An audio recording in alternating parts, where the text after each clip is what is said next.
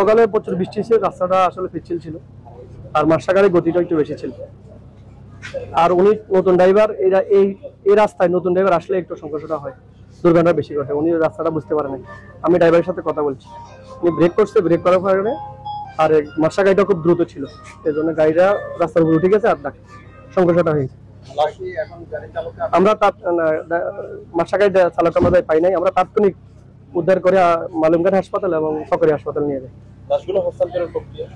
কার্যক্রম চলমান আছে আইনগত ঊর্ধ্বতন সাথে সাথে আলোচনা করে।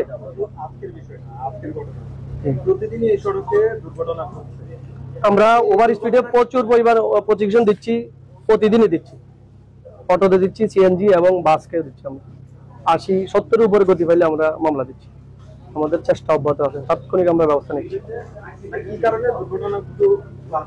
বেশি করছে গতির কারণে, বাসগুলা গতিটা একটু বেশি চলে আমি মনে করছি। আর অটো আমরা চেষ্টা করছি, অটো তো প্রশিক্ষণ দিচ্ছি, আটক করতেছি, আপনারা তো দেখতেছেন। আমার নাম এসআই মোহাম্মদ জিয়াউদ্দিন, আমি মালুমঘাট হাই থানা কর্মরত। হাই পুলিশ কুমিল্লা রিজন পুলিশ।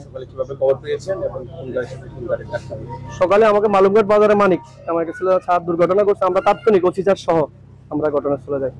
এই 5 মিনিটের ভিতরে আমরা গেছি। আমরা দেখলাম তো গাড়িতে আটক, গাড়িটা রাস্তার পাশে পড়া গাড়িটা, আমরা তাৎক্ষণিক উদ্ধার করে নিয়ে আসছি হাসপাতাল। ওখানে একেবারে 2 জন মৃত্যু, বাকিগুলো তো হাসপাতালে মারা গেছে। এটা 14 গ্রাম, কুমিল্লা জেলা 14 গ্রাম।